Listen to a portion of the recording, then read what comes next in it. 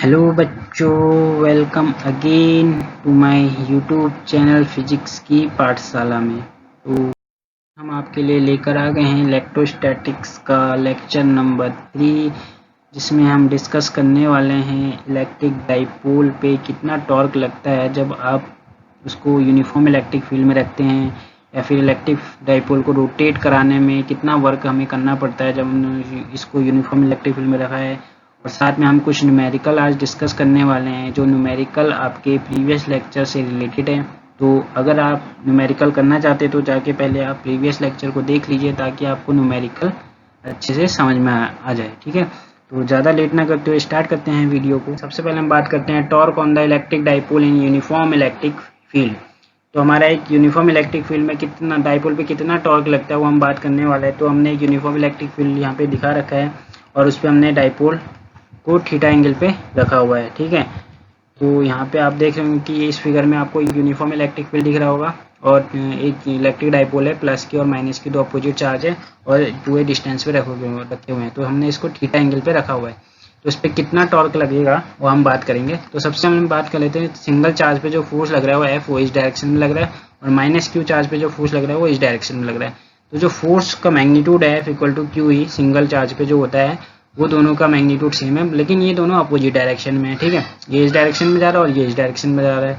तो बच्चों एक बात ध्यान में रखना है कि जहाँ पे दो फोर्स इक्वल और अपोजिट डायरेक्शन में काम करते हैं, ठीक है, दोनों को फोर्स का जो मैग्नीट्यूड होगा वो इक्वल होगा, और दोनों अपोजिट डायरेक्शन में काम करेंगे, तो वहाँ पे क्या काम करता है, टॉर्क का काम करता है। ठीक है, ये बात अब आप हमेशा ध्यान में रखना। ठीक है, कि जहाँ पे दो फोर्स काम कर रहे हैं, दोनों फोर्स इक्वल हो और अपोजिट डायरेक्शन में हो, तो वहाँ पे क्या काम करेगा, टॉर्क का काम करेगा। ठीक है, टॉर्क का जो फॉर्मूला होता है वो क्या होता है, फोर्स इंटू परपेंडिकुलर डिस्टेंस। ठीक है, इसको हम टाउ से डिनोट करते हैं, और टाउ से डिनोट करते हैं तो फोर्स इंटू परपेंडिकुलर डिस्टेंस हो गया, तो F into A B. Perpendicular distance निकालने के लिए हम क्या करेंगे, ए बी, ये जो परपेंडिकुलर डिस्टेंस है ए बी, इसको निकालने के लिए हम क्या करेंगे, sine theta equal to perpendicular upon hypotenuse होता है, तो परपेंडिकुलर अपॉन हाइपोटेनियस की वैल्यू क्या हो जाएगी, 2a हो जाएगी। तो यहाँ पे ए बी हो जाएगा आपको 2a साइन थीटा। तो ये 2a साइन थीटा हम यहाँ पे पुट कर देंगे, और हमारा फोर्स क्या है, F equal to Q E है। तो हमारा कितना हो जाएगा, tau equal to Q E into 2a sine theta. ठीक है, तो इसको थोड़ा सिंप्लीफाई कर लेते हैं। सिंप्लीफाई करेंगे तो क्यू इंटू 2a हो जाएगा। क्यू इंटू 2a कौन सी क्वांटिटी होती है, इसको हम बोलते हैं इलेक्ट्रिक डाइपोल मोमेंट। ठीक है, इसको हम पी से डिनोट करते हैं, तो यहाँ पे क्यू इंटू 2a की जगह हम पी लिख सकते हैं।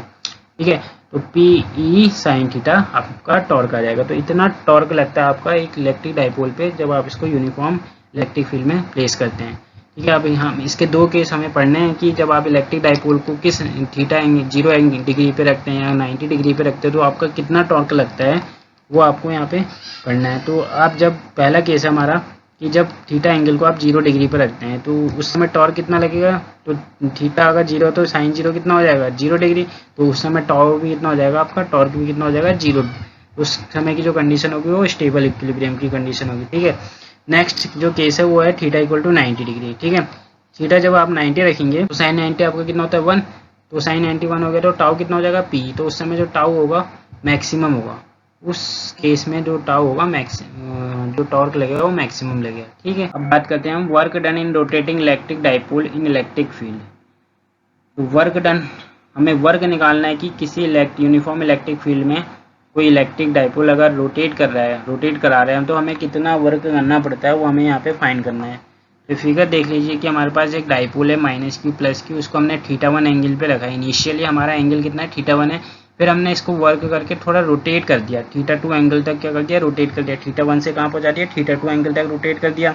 ठीक है, तो थीटा 1 से थीटा 2 घुमाने में हमें कितना वर्क करना पड़ रहा है वो हमें यहाँ पे ड्राइव करना है। ठीक है, यहाँ पे दो फोर्स लगेंगे, प्लस क्यू और माइनस क्यू, तो दो इक्वल एंड अपोजिट फोर्स लगेंगे। तो यहाँ पे क्या काम करेगा, टॉर्क काम करेगा, जो हमने अभी इससे पहले बताया। तो टॉर्क कितना लगेगा इस पे, tau equal to P sine theta. ठीक है, तो सबसे पहले हम स्मॉल वर्क डन की बात कर लेते हैं। अगर मान लो मैं इस डाइपोल को स्मॉल थीटा मतलब डी थीटा तक डिस्प्लेस कर रहा हूँ, एंगुलर डिस्प्लेसमेंट हमारा क्या हो जाएगा, मान लिया हमने डी थीटा, स्मॉल डिस्प्लेसमेंट हमने डी थीटा मान लिया, तो हमारा वर्क क्या हो जाएगा, small work done D W equal to tau dot D theta. मतलब डिस्प्लेसमेंट हमारा स्मॉल है तो वर्क डन भी हमारा क्या होगा, स्मॉल होगा। ठीक है, तो अगर हमें टोटल वर्क डन निकालना है तो बाद में इस डी डब्ल्यू का हम क्या कर लेंगे, इंटीग्रेशन कर लेंगे। ठीक है, कहाँ से कहाँ तक, थीटा 1 से थीटा 2 तक। ठीक है, तो अभी हमने डी डब्ल्यू निकाला। डी डब्ल्यू क्या हमारा स्मॉल वर्क डन है, उसमें वर्क इक्वल टू क्या होता है फोर्स इंटू डिस्प्लेसमेंट, ये तो पड़ा होगा। तो फिर यहाँ पे फोर्स ना लग के क्या लग रहा है टॉर्क लग रहा है ना, यहाँ पे फोर्स ना लग के क्या लग रहा है टॉर्क, तो torque into small angular displacement हो जाएगा, ठीक है। और एंगुलर डिस्प्लेसमेंट हमने कितना लाया, हमने कहा कि डी थीटा हमने इसको डिस्प्लेस किया, तो टाउ इंटू डी थीटा हो गया, टाउ की वैल्यू यहाँ पे पुट करी हमने P sine theta D theta, ठीक है। अब हमें टोटल वर्क डन निकालना है इसको रोटेट कराने में थीटा 1 से थीटा 2 तक, तो हम क्या कर देंगे डी डब्ल्यू का इंटीग्रेट कर देंगे, कहाँ से कहाँ है थीटा 1 से थीटा 2 तक, ठीक है। तो जब हमने डी डब्ल्यू का इंटीग्रेशन किया पी साइन थीटा इसकी वैल्यू रख दी, तो कोसाइन थीटा का इंटीग्रेशन क्या होता है cos theta minus cos theta, अब लिमिट रखेंगे तो थीटा 2 और थीटा 1, पहले थीटा 2 कॉस थीटा 2 हो जाएगा माइनस कॉस थीटा 1 हो जाएगा, फिर इसको थोड़ा सिंप्लीफाई कर देते हैं, माइनस माइनस क्या हो जाएगा प्लस, तो cos theta 1 plus minus cos theta 2 आपको यहाँ पे मिल जाएगा। तो ये वर्क करना पड़ रहा है हमें, कितना करना पड़ रहा है W equal to P cos theta 1 minus cos theta 2, ये हमारा वर्क हो रहा है, ठीक है। तो एक इलेक्ट्रिक डाइपोल को यूनिफॉर्म इलेक्ट्रिक फील्ड में घुमाने के लिए थीटा 1 से थीटा 2 तक घुमाने के लिए हमें कितना वर्क करना पड़ता है P cos theta 1 minus cos theta 2, ठीक है। अब इसके भी 3 केसेस है हमारे, 3 केसेस की बात कर लेते हैं कि जब हमने इसको इतने से इतना घुमाया, 0 से 90 घुमाया, 0 से 180 घुमाया, तो उसके भी 3 केसेस हैं। पहला केस हमारा ये है कि जब हम इसको स्टेबल इक्विलिब्रियम से थीटा एंगल तक घुमा रहे हैं, मतलब स्टेबल इक्विलिब्रियम का मतलब है थीटा 1 क्या होना 0 डिग्री, 0 डिग्री से कहाँ घुमा रहे हैं, ये जैसे ये वाला दिखा रखा हमने केस, ये 0 डिग्री पे रखा है, इसको हमने थीटा एंगल तक घुमा दिया, मतलब यहाँ से उठा के थोड़ा ऊपर घुमा दिया, ठीक है, ऊपर थीटा एंगल तक घुमा दिया, तो कितना वर्क करना पड़ेगा, वर्क डन कितना है थीटा 1 से थीटा 2 घुमाने में इतना वर्क है, तो थीटा 1 की वैल्यू हम यहाँ पे 0 रख देंगे, थीटा 2 की वैल्यू हम क्या रख देंगे थीटा रख देंगे, तो हमारा कॉस 0 कितना होता है 1, तो कॉस 0 1 हो जाएगा, तो डब्ल्यू इक्वल टू कितना जाएगा पी 1 माइनस कॉस थीटा, तो इतना वर्क डन करना पड़ेगा कब, जब 0 डिग्री से आप किसी एंगल थीटा तक घुमा रहे हो इलेक्ट्रिक डाइपोल को। सेकंड केस है हमारा to rotate stable equilibrium to 90 degree, अब 0 डिग्री से हमें कहाँ तक घुमाना है 90 डिग्री, जैसे ये वाला फिगर आपको दिख रहा होगा, यहाँ पे 0 डिग्री पे रखा है अभी, और इसको हमने 90 डिग्री तक घुमा दिया, यहाँ से उठा के ऐसे ही 90 डिग्री तक घुमा दिया, तो 90 डिग्री तक घुमा दिया, तो यहाँ पे हमें वर्क कितना करना पड़ेगा, थीटा 1 की वैल्यू 0 रख दो, थीटा 2 की वैल्यू क्या रख दो 90 डिग्री रख दो, तो थीटा 2 की वैल्यू हमने 90 रख दो, कॉस 90 तो 0 होता है, तो कितना बचेगा पी बचेगा ओनली, तो यहाँ पे वर्क कितना हो जाएगा पी इंटू ई, ठीक है। नेक्स्ट केस है हमारा to rotate stable equilibrium 0 degree से कहाँ घुमाना है हमें 180 डिग्री तक घुमाना है, तो ये हमारा 0 डिग्री पे रखा था पहले, अब इसको हमने घुमा के सीधा 180 डिग्री, ये एंगल कितना बनेगा 180 तो बनेगा, 180 डिग्री तक घुमा दिया बिल्कुल इसके अपोजिट डायरेक्शन में, तो थीटा 1 इसमें रखो आप 0 और थीटा 2 रखो आपको 180, तो कॉस 0 1 होता है, कॉस 180 क्या होता है आपका -1, तो माइनस माइनस प्लस, तो 1 2 टी, यहाँ पे वर्क डन कितना हो जाएगा 2 इंटू टी, ठीक है। तो सबसे ज़्यादा मैक्सिमम वर्क का कब करना पड़ेगा थर्ड वाले केस में। थर्ड वाला केस क्या है, जब आप 0 से कहाँ घुमा रहे हो 180, मतलब एक दूसरे के अपोजिट घुमा दे रहे हो, सबसे ज़्यादा वर्क इसी में तो करना पड़ेगा कि जब आप 0 डिग्री से 180 डिग्री तक किसी इलेक्ट्रिक डाइपोल को रोटेट कर रहे हो, तो उस समय आपको मैक्सिमम वर्क करना पड़ेगा, ठीक है। तो अब बात करते हैं न्यूमेरिकल्स की, ठीक है। तो मैंने आपको पहले बता दिया कि अगर आप न्यूमेरिकल कर रहे हैं तो आप जाके पहले प्रीवियस लेक्चर को देख लीजिए, क्योंकि जो न्यूमेरिकल है आपके प्रीवियस लेक्चर में जो टॉपिक पढ़ा दिए हैं उसी से रिलेटेड है, वीडियो देखकर ये न्यूमेरिकल करेंगे तो आपको आसानी से समझ में आ जाएगा, ठीक है। तो बात करें सबसे पहले तो हम शुरू से मतलब जो इसका न्यूमेरिकल का लेवल है, पहले लो लेवल वाले न्यूमेरिकल करते हैं, फिर धीरे धीरे हाई लेवल पे जाएंगे, ठीक है। तो पहला जो न्यूमेरिकल है वो है आपका what is the force between two small charge sphere that having charges of 2 × 10⁻⁷ coulomb and 3 × 10⁻⁷ coulomb placed 30 centimetre apart in the air. दो हमारे पास चार्ज है, दोनों को हमने 30 सेंटीमीटर की दूरी पर रखा हुआ है, ठीक है। तो हमसे फोर्स पूछ दिया सिंपली, तो फोर्स के लिए आप कौन सा फॉर्मूला लगा देंगे, कूलॉम्स लॉ लगाएंगे, F = 1/4πε0 Q1 Q2 r², ठीक है। तो आप Q1 पता ही है आपको, Q2 पता ही है, और R की वैल्यू भी आपको पता ही है, उसको बस मीटर में चेंज कर लेना और इस फॉर्मूले में आप पुट कर लेना, ठीक है। जो कूलॉम्स लॉ का फॉर्मूला है वो आप इस फॉर्मूले में आप पुट कर लेना, और परमिटिविटी जो 1/4πε0 की वैल्यू है वो आपकी 9 × 10⁹ होती है, ठीक है। इस वैल्यू में इस फॉर्मूले में आप पुट करेंगे और कैलकुलेट करेंगे तो जो आपका फोर्स निकल के आएगा वो आ गया 6 × 10⁻³ न्यूटन का।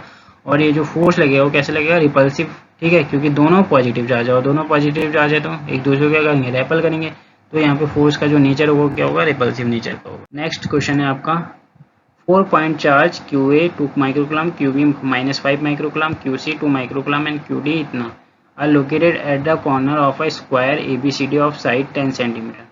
What is the force on a charge of 1 microcoulomb placed at the center of the square? तो हमारे पास एक स्क्वायर है और चारों स्क्वायर के चारों कोनों पे हमने चार्ज को प्लेस कर दिया, ठीक है।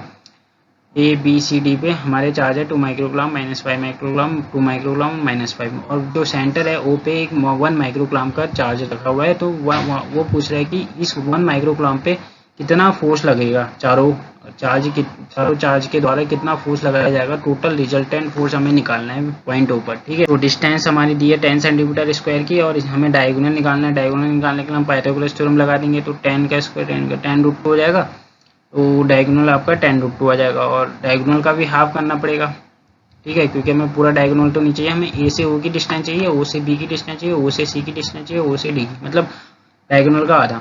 डायगोनल का आधा करो 10√2 का आधा करेंगे तो 5√2 आ जाएगा, ठीक है। तो at centre O we have placed at a charge, तो सेंटर ओ पे हमने एक चार्ज 1 माइक्रोकुलम का रखा है, तो उस पर कितना फोर्स लग रहा है, ठीक है। तो फोर्स कितना लगेगा बताइए आप। वो 2 माइक्रोकुलम 1 पे कितना फोर्स लगाएगा, रिपल्सिव फोर्स लगाएगा, तो ये इस डायरेक्शन में जाएगा, ठीक है। ये वाला 2 माइक्रोकुलम, सी वाला 2 माइक्रोकुलम है, ये अगर 1 पे फोर्स लगाए तो ये इस डायरेक्शन में जाएगा, ठीक है। तो दोनों अपोजिट डायरेक्शन में है और दोनों का मैग्नीट्यूड सेम है, तो ये वाला फोर्स इस वाले फोर्स को कैंसिल आउट कर देगा, ठीक है, समझ रहे हैं आप। सिमिलरली इस -5 माइक्रोकुलम की बात करते हैं। -5 माइक्रोकुलम इस 1 माइक्रोकुलम की को अपनी तरफ क्या करेगा, अट्रैक्ट करेगा, क्योंकि माइनस का है और 1 माइक्रोकुलम पॉजिटिव है, तो ये अपनी तरफ अट्रैक्ट करेगा। सेम ये वाला -5 माइक्रोकुलम इस 1 माइक्रोकुलम को अट्रैक्ट करेगा, ठीक है। तो ये दोनों भी एक दूसरे के अपोजिट है और दोनों इक्वल फोर्स है, तो ये दोनों भी आपस में क्या हो जाएंगे, कैंसिल हो जाएंगे, ठीक है, समझ गए। तो अब रिजल्टेंट फोर्स कितना हो जाएगा आपके पास, 0, ठीक है। यहाँ पे भी फोर्स आपका 0 एक दूसरे को कैंसिल कर दे रहा है, +2 माइक्रोकुलम -2 माइक्रोकुलम आप कैंसिल हो जा रहा है, और -5 माइक्रोकुलम ये वाले -5 माइक्रोकुलम के फोर्स को कैंसिल कर दे रहा है। तो टोटल जो रिजल्टेंट फोर्स है आपका क्या हो जाएगा, यहाँ पे 0 हो जाएगा, ठीक है। नेक्स्ट क्वेश्चन है, a system has two charges QA 2.5 × 10⁻⁷ coulomb and QB 2.5 × -2.5 × 10⁻⁷ coulomb located at point this and this respectively. What is the total charge and electric dipole moment of the system? तो इसमें हमने दो charge ले लिए, एक ए पे हमने पुट कर दिया, एक बी पे हमने पुट कर दिया, ठीक है। ए पे जो चार्ज है वो प्लस का है और बी पे जो चार्ज है वो माइनस का है, ठीक है। तो सबसे पहले हम टोटल चार्ज निकाल लेते हैं। टोटल चार्ज निकालने के लिए हमें पता है कि जो चार्ज की प्रॉपर्टी होती है वो एडिटिव होती है, तो चार्ज को हम क्या कर लेंगे, ऐड कर लेंगे। तो QA और QB को हम ऐड करेंगे, तो दोनों सेम क्वांटिटी है, तो कैंसिल आउट होगी, 0 आ जाएगा। तो टोटल चार्ज हमारा कितना होगा, 0, ठीक है।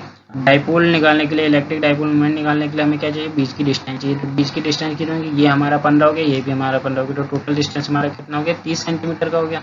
30 सेंटीमीटर हो गया, तो इसको मीटर में चेंज कर लो, 0.3 मीटर हो जाएगा। डाइपोल मोमेंट क्या होता है, कोई एक चार्ज ले लो और उसके बीच की डिस्टेंस ले लो, तो एक चार्ज को हमने बीच की डिस्टेंस से मल्टीप्लाई कर दिया, तो ये आपका इलेक्ट्रिक डाइपोल मोमेंट हो गया, ठीक है। और इलेक्ट्रिक डाइपोल मोमेंट की जो डायरेक्शन है वो कहाँ है, जेड एक्सिस में, ठीक है। तो इलेक्ट्रिक डाइपोल मोमेंट की जो डायरेक्शन होगी कहाँ होगी, जेड एक्सिस।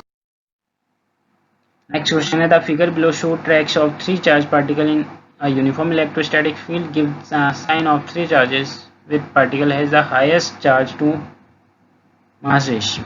तो हमारे पास ये फिगर है, इसमें पूछा है कि 3 पार्टिकल हमें दे रखे हैं, कौन सा हमें इसका साइन पूछा है कि 1 2 3 जो पार्टिकल है इसमें कौन सा साइन है, प्लस साइन है, माइनस साइन है, ठीक है, कौन सा चार्ज है। तो हमें पता है कि चार्ज क्या होते हैं, प्लस और माइनस एक दूसरे को अट्रैक्ट करते हैं और माइनस माइनस एक दूसरे को रेपल करते हैं, ठीक है। तो आप यहाँ पे देख रहे होंगे कि जो 1 और 2 है, पार्टिकल 1 और 2 है, 1 और 2 वो प्लस की तरफ अट्रैक्ट हो रहे हैं, पॉजिटिव चार्ज की तरफ क्या हो रहे हैं, अट्रैक्ट हो रहे हैं। तो 1 और 2 तो हमारा क्या हो जाएगा, नेगेटिवली चार्ज हो जाएगा, ठीक है। 1 और 2 में कौन सा चार्ज है, नेगेटिव चार्ज है। और 3 देखो, 3 आपका नेगेटिव चार्ज की ओर मूव कर रहा है, तो 3 पे कौन सा चार्ज होगा, पॉजिटिव चार्ज होगा, ठीक है। तो इससे हमें पता चल जाता है कि 1 और 2 पे क्या हो गया, नेगेटिव चार्ज, एंड 3 पे क्या हो गया, पॉजिटिव चार्ज।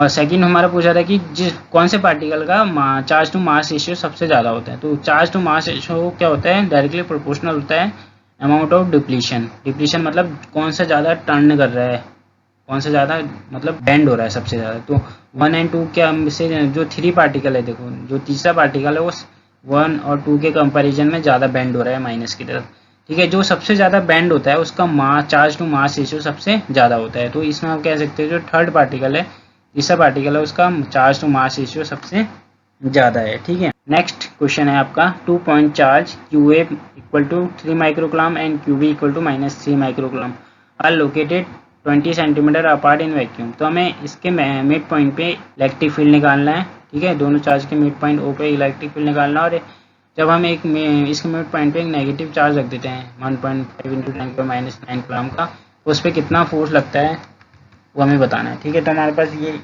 दो चार्ज है, दोनों चार्ज ए पे रखा है, एक बी पे रखा है और इसका मिड पॉइंट हो है, तो यहाँ पे हमें इलेक्ट्रिक फील्ड निकाल देना है। ठीक है, तो इलेक्ट्रिक फील्ड का फॉर्मूला क्या होता है 1/4 Q/r² होता है। ठीक है, तो ये वाला फॉर्मूला हम लगा देंगे। ए बी की डिस्टेंस दिया हमें 20 सेंटीमीटर दिया है, तो ए ओ की डिस्टेंस कितनी होगी 10 सेंटीमीटर। इसे ए ओ की डिस्टेंस की बी ओ की डिस्टेंस भी 10 सेंटीमीटर, तो इसको हम मीटर में चेंज कर लेंगे।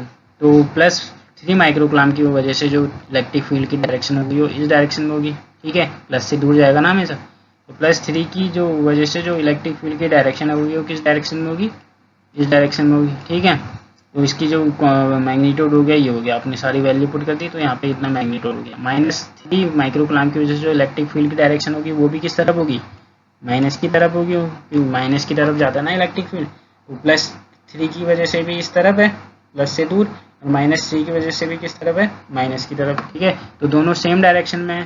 ठीक है, और दोनों का मैग्नीट्यूड भी सेम है, तो दोनों को क्या कर लेंगे हम ऐड कर लेंगे, क्योंकि दोनों का मैग्नीट्यूड सेम है और दोनों सेम डायरेक्शन में भी है। ठीक है, तो since the value of E1 and E2 are same the value is magnitude. ठीक है, अगर E1 और E2 की वैल्यू सेम है तो उसको हम 2 से मल्टीप्लाई कर देंगे, तो टोटल इलेक्ट्रिक फील्ड हमारा कितना निकल के आता है 5.4 इंटू 10⁻⁶ न्यूटन पर कूलम। और इस किस डायरेक्शन में जाएगा, अलोंग OB। ठीक है, अलोंग OB जा रहा है, जैसे आप फिगर में देख रहे होंगे। ठीक हो गया, अब इसका हमें निकालना है सेकेंड। अगर हमने इसके मिड पॉइंट पे क्या रख दिया 1.5 -9 कूलम का एक चार्ज रख दिया, नेगेटिव चार्ज। ठीक है, तो इस पर कितना फोर्स लगेगा। ठीक है, कितना फोर्स लगेगा बता सकते हैं आप। यहाँ पे F = QE फार्मूला लगा देंगे हम, क्योंकि हमें E तो पता ही है इस पॉइंट पे, तो Q हमें पता है, Q को हम E से मल्टीप्लाई कर देंगे तो हमारा इतना फोर्स लगेगा। और ये फोर्स की जो डायरेक्शन होगी किस डायरेक्शन होगी, क्योंकि नेगेटिव चार्ज है और नेगेटिव चार्ज पॉजिटिव की तरफ क्या होता है, अट्रैक्ट होता है, तो ये इस डायरेक्शन में मूव करेगा, OA के डायरेक्शन में, तो OA के डायरेक्शन में फोर्स लगेगा। ठीक है, नेक्स्ट क्वेश्चन है हमारा 2 point charge of +5 into 10⁻⁹ coulomb and 20 into 10⁻⁹ coulomb are separated by a distance of 2 meter. Find a point on the line joining them at which electric field intensity is 0. तो हमें 2 point charge दे रखे हैं, +5 into 10⁻⁹ और second charge दिया है +20 into 10⁻⁹ coulomb. ठीक है, तो हमसे ये पूछा गया है कि इस लाइन चार्ज को मिलाने वाली लाइन के बीच में या किसी पॉइंट पे, किस पॉइंट पे इलेक्ट्रिक फील्ड क्या होगा, 0। हमने सपोज कर लिया कि P एक ऐसा पॉइंट है जहाँ पे इलेक्ट्रिक फील्ड क्या है, 0 है। तो हमने टोटल डिस्टेंस हमारी दी है AB 2 मीटर, तो A से P की डिस्टेंस x मान लिया कि x डिस्टेंस पे हमारा इलेक्ट्रिक फील्ड क्या होने वाला है, 0 होने वाला है। ठीक है, और बाकी जो B से P की डिस्टेंस है वो 2 - x हो जाएगी, क्योंकि टोटल डिस्टेंस हमारी 2 मीटर है। ठीक है, तो Q1 हमें पता है, Q2 हमें पता ही है, तो इलेक्ट्रिक फील्ड P पर क्या है, 0 है। 0 कब होगा, जब दोनों क्या होंगे, इक्वल होंगे, तभी तो 0 होगा। इक्वल क्वांटिटी को जब आप माइनस करेंगे तब आपका क्या होगा, 0 होगा ना। इक्वल होने की वजह तो E1 की वैल्यू हम निकाल लेंगे। E1 कितना हो जाएगा, KQ/x², और E2 कितना हो जाएगा, KQ2/2 - x। मतलब यहाँ से यहाँ तक डिस्टेंस आपकी x है, +5 की वजह से जो भी इलेक्ट्रिक फील्ड है वो देख लो, और +20 की वजह से जो भी इलेक्ट्रिक फील्ड है वो आपका ये हो जाएगा। नेक्स्ट फिर हम देखते हैं कि Q1x², यहाँ पे K से K तो कैंसिल हो गया, बाकी जो आपका बच रहा है वो आप पुट कर लेंगे। ठीक है, 2 - x = 4x² बचा है यहाँ पे, तो 4x को आपने 2x का होल स्क्वायर लिख दिया, स्क्वायर से स्क्वायर आपका कैंसिल हो गया, तो आपके यहाँ पे 2 - x 3x = 2 हो जाएगा, तो x = आपका कितना हो जाएगा 2/3। ठीक है, 2/3 हो जाएगा। अब नेक्स्ट हम बात कर लेते हैं, दस the point eight which electric field is 0 is, तो ये जो पॉइंट हमें क्या कहाँ पे मिलेगा, 2/3 पे मिलेगा। 2/3 मीटर पे हमारा इलेक्ट्रिक फील्ड क्या हो जाएगा, 0 हो जाएगा। ठीक है, तो इस पॉइंट पे 2 मतलब A से 2/3 डिस्टेंस पे क्या होगा, इलेक्ट्रिक फील्ड हमारा क्या होगा, 0 होगा। तो हमें यही निकालना था।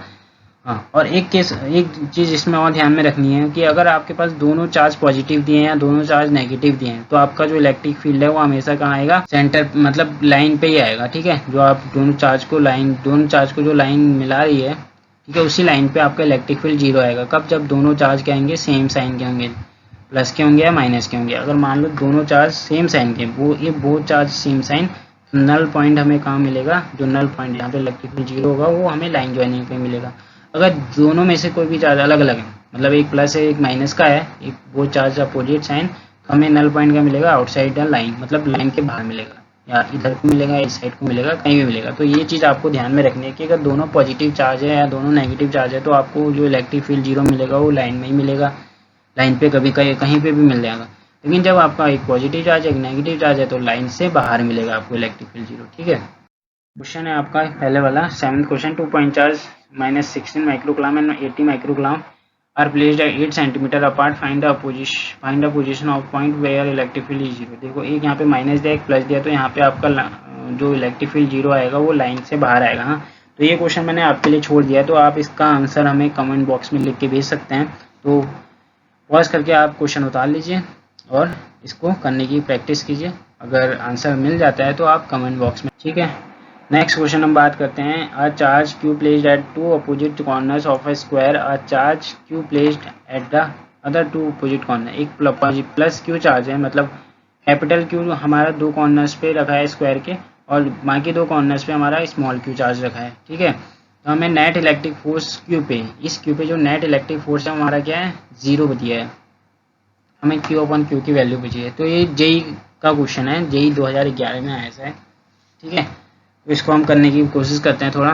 तो इसके जो 4 ऑप्शन दिए थे आपको, 1 -1/√2 -2/2 इंटू 2√2 इंटू 2√2 -1, तो इस चारों में से कौन सा ऑप्शन सही है तो ये बताना है आपको। तो क्वेश्चन को समझ लेते हैं पहले। क्वेश्चन कहना क्या चाह रहा है कि क्वेश्चन ये कह रहा है कि जो क्यू है, दो कैपिटल क्यू है वो 2 कॉर्नर्स पे रखे हैं, अपोजिट कॉर्नर्स पे। ठीक है, बाकी जो स्मॉल क्यू है वो 2 अपोजिट कॉर्नर्स पे रखे हैं। ठीक है, तो कैपिटल क्यू पे हमारा कितना फोर्स, मतलब टोटल फोर्स कितना लग रहा है वो 0 है। टोटल फोर्स जो भी लग रहा है वो सब मिला के कितना है, 0 है। तो आप क्यू अपन क्यू की वैल्यू हमें बताइए, ये कहना चाह रहा है। तो हमें F1 F2 F3 equal to तो 0 दिया है, ये तो गिवन है। ठीक है, तो कितना फोर्स लग रहा है पहले हम निकाल लेते हैं। तो क्यू और क्यू पे F1 फोर्स लगा रहा है, ये वाला क्यू इस वाले क्यू पे F3 फोर्स लगा रहा है, और जो कैपिटल क्यू है कैपिटल क्यू पे F2 फोर्स लगा रहा है। ठीक है, तो ये जो क्यू है F1 और F3 का मैग्नीट्यूड तो सेम होगा, क्योंकि सेम क्यू हमारा इस क्यू पे फोर्स लगा रहा है। तो F1 और F3 की बात करते हैं, तो F1 और F3 का मैग्नीट्यूड निकाल लेते हैं पहले। F1 और F3 का जो रिजल्टेंट आएगा वो क्या आएगा, क्योंकि F1 इस डायरेक्शन में जा रहा है और F3 डायरेक्शन में जा रहा है, तो दोनों का रिजल्टेंट कितना हो जाएगा, इसके बीच में एंगल कितना बना है 90 का। तो दोनों का रिजल्टेंट का फॉर्मूला क्या होता है, F1 का स्क्वायर F3 का स्क्वायर प्लस 2F1 F2 का स्क्वायर। तो रिजल्टेंट निकालने का फॉर्मूला होता है ना, तो यहाँ पे थीटा तो 90 है आपका, F1 और F3 के बीच में थीटा कितना है 90, तो यहाँ पे cos 90 तो 0 होता है, तो पूरा कैंसिल आउट हो जाएगा। बाकी बचेगा कितना, बाकी आपका F1 प्लस F3, F1 का स्क्वायर प्लस F3 का स्क्वायर। F1 और F2 की वैल्यू तो आपकी सेम है, सॉरी F1 और F3 की वैल्यू तो सेम होगी। ठीक है, दोनों चार्ज सेम है, डिस्टेंस भी आपकी सेम ही है। तो के क्यू अपॉन ए स्क्वायर F1 और F3 का मैग्नीट्यूड हो गया, और F2 का जो मैग्नीट्यूड होगा वो कितना हो जाएगा, के Q square upon 2a square. 2a square कहाँ से आया, ये जो डायगोनल है डायगोनल निकाल लिया, पाइथागोरस थ्योरम से a√2 आएगा, a√2 का आप स्क्वायर करेंगे तो 2a स्क्वायर हो जाएगा ना। और F1 और F3 का हमने इस फॉर्मूले में रिजल्टेंट निकालने के लिए इस फॉर्मूले में पुट किया, तो आपका कितना आएगा √2 के क्यू अपॉन ए स्क्वायर। ठीक है, तो अब ये सारी वैल्यू को हम किस में रख देंगे, इक्वेशन 1 में रख देंगे। इक्वेशन 1 में रखने पर हमें क्या मिलेगा, इतना मिलेगा। तो इसको आप सिंप्लीफाई करके सॉल्व कर लीजिए। सॉल्व करने पे आपको क्या मिलेगा, √2 Q equal to Q upon 2। ठीक है, माइनस का, तो ये जो क्यू है इसको नीचे भेज दीजिए और ये 2 ऊपर आ जाएगा, तो -2√2 इसका आंसर आ जाएगा। तो क्यू अपॉन क्यू की जो वैल्यू आ रही है कितनी आ रही है, -2√2। तो आपका कौन सा आंसर सही हो जाएगा इसमें से, थर्ड वाला आंसर। तो आपका थर्ड आंसर इसमें करेक्ट होगा। ठीक है, आगे समझ में क्लियर है। करते हैं नेक्स्ट क्वेश्चन को। नेक्स्ट क्वेश्चन हमारा क्या कह रहा है कि let epsilon nought denote the dimensional formula of the permittivity of vacuum. Simple है, हमसे एप्सिलॉन नॉट का क्या पूछ रहा है, डायमेंशनल फार्मूला पूछ रहा है। ये भी आपका जेई 2013 में आ रखे हैं। तो एप्सिलॉन नॉट का जो डायमेंशनल फार्मूला वो निकालना तो बहुत ईजी है। तो आपको कूलम्ब्स लॉ आना चाहिए। कूलम्ब्स लॉ का फार्मूला क्या होता है, F = 1.4 epsilon not Q1 Q2 upon R square. ठीक है, तो ये आपका फार्मूला हो गया। तो यहाँ पे आपका एप्सिलॉन नॉट ये रहा, ये एप्सिलॉन नॉट रहा। आपको फोर्स का डायमेंशन रखना है, चार्ज का डायमेंशन रखना है। ठीक है, और बाकी आर का डायमेंशन रखना। तो फोर्स का डायमेंशन आपके पास क्या होता है, mlt माइनस टू होता है, और चार्ज का क्या होता है, at है। तो दो चार्ज है आपके, q1 q2 दो चार्ज है, तो a स्क्वायर टी स्क्वायर हो जाएगा, और आर स्क्वायर क्या हो जाएगा, एल स्क्वायर हो जाएगा। तो एप्सिलॉन नॉट को उधर भेज दीजिए, बाकी सब इधर आ जाएगा। तो क्या हो जाएगा, m minus one L minus three T की पावर फोर a स्क्वायर। ठीक है, तो ये आपका कौन सा आंसर सही होगा, ए स्क्वायर टी की पावर, सेकंड वाला आंसर सही होगा। ठीक है, तो सेकंड आपका सही है, नॉट के dimension m minus one L minus three T की power four A square. Next question है हमारा, two charges each equal to Q R cap at X equal to minus A. हमारे पास दो चार्ज है, हमने उसको रख दिया, एक एक्स इक्वल टू माइनस ए पे और सेकेंड एक्स इक्वल टू ए पे, ऑन द एक्स एक्सिस में रखे हुए हैं दोनों चार्ज को। और पार्टिकल ऑफ मास है, एक पार्टिकल है जिसका मास है और चार्ज क्या है क्यू नॉट। क्यू नॉट क्या है, कितना है, क्यू बाई टू, मतलब जो चार्ज हमारे पास पहले से था उसका आधा है। ठीक है, place at a origin if charge Q not is given a small displacement. ठीक है, अगर क्यू नॉट को मैं स्मॉल डिस्प्लेसमेंट देता हूँ कहाँ, वाई एक्सिस में, तो हमारा नेट फोर्स कितना लगेगा उस पार्टिकल पे वो बताना है। और जो फोर्स लगेगा वो किसके प्रोपोर्शनल होगा, इस चारों ऑप्शन में बताना, y minus y, one upon y या माइनस वन अपॉन वाई की। तो ये भी आपका जेई 2013 में क्वेश्चन आया हुआ है। ठीक है, तो ये इसका फिगर है। तो समझ लेते हैं कि हमारे पास दो चार्ज है एक्स एक्सिस पे, एक माइनस पे रखा है क्यू, एक ए पे रखा है, ए डिस्टेंस पे रखा है क्यू, एक्स एक्सिस पे रखे दोनों।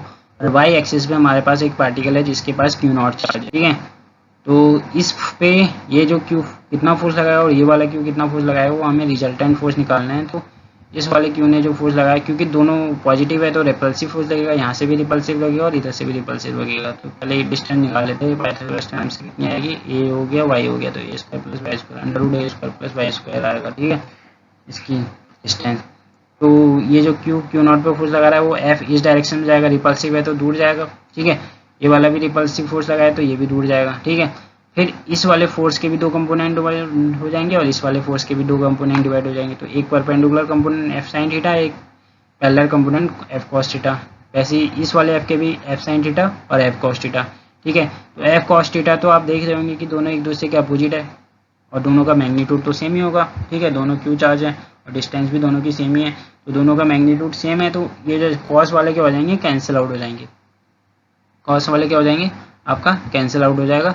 बाकी जो एफ बचेगा sine theta, F sine theta ऊपर को है, इस वाले का भी एफ साइन थीटा ऊपर को है, इस वाले का भी एफ साइन थीटा ऊपर है, तो दोनों क्या हो जाएंगे, ऐड हो जाएंगे, टू एफ साइन थीटा हो जाएगा। ठीक है, तो नेट फोर्स कितना लग जाएगा आपके पास, F equal to two F sine theta. और फोर्स की जो क्वांटिटी है क्या आ जाएगी, K Q Q naught upon R square, मतलब A naught A square plus Y square under root A square plus Y square का स्क्वायर करेंगे तो स्क्वायर प्लस वाई स्क्वायर आ जाएगा। ठीक है, अब यहाँ पे टू एफ साइन थीटा, अब साइन थीटा की वैल्यू निकाल लो यहाँ से। साइन थीटा क्या हो जाए, base upon sorry perpendicular upon hypotenuse, Y upon under root A square plus Y square हो जाएगा।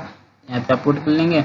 ठीक है, बाकी सिंप्लीफाई करेंगे, क्या वो A square plus Y square under root A square plus Y square, total मिला के आपका A square plus Y square का होल 3/2 हो जाएगा। ठीक है, और एक कंडीशन हमें यहाँ दे रखी है कि जो वाई है वो बहुत छोटा है किसके कंपेरिजन में, ए के कंपेरिजन में। तो वाई वेरी लेस देन है एक से, तो वाई को हम क्या कर लेंगे, नेगलेक्ट कर लेंगे यहाँ पे एक ए से कंपेयर करा के। तो ए के कंपेरिजन में जो वाई है वो बहुत छोटा है, तो वाई को हटा दो तो क्या बचेगा, स्क्वायर से स्क्वायर कैंसिल हो जाएगा, तो ए की पावर 3, तो यहाँ पे आ जाएगा आपके पास ये A Q Q naught Y upon A Q. तो आप देख रहे होंगे जो फोर्स है वो किसके प्रोपोर्शनल आ रहा है, वाई के, है ना। तो हमारा जो फोर्स आ रहा है वो किसके प्रोपोर्शनल आ रहा है, डायरेक्टली प्रोपोर्शनल है वाई के। तो यहाँ पे कौन सा ऑप्शन सही हो जाएगा आपका, फर्स्ट ऑप्शन आपका यहाँ पे करेक्ट हो जाएगा। ठीक है, तो ये बहुत इजी क्वेश्चन है, मतलब जेई में पूछे गए हैं कुछ क्वेश्चन जो हमारे, ठीक है, 2013 में हमने कुछ न्यूमेरिकल डिस्कस किए जो आपके बोर्ड पॉइंट ऑफ व्यू से भी बहुत इंपॉर्टेंट है, और जेई नीट के भी कुछ क्वेश्चन हमने यहाँ पे डिस्कस किए। आई होप ये वीडियो आपको पसंद आया होगा। अगर आपको इस लेक्चर का पीडीएफ नोट चाहिए तो हमने डिस्क्रिप्शन में पीडीएफ का लिंक डाल दिया, तो वहाँ से आप डाउनलोड कर सकते हैं। ठीक है, तो मिलते हैं नेक्स्ट वीडियो में, तब तक के लिए गुड बाय।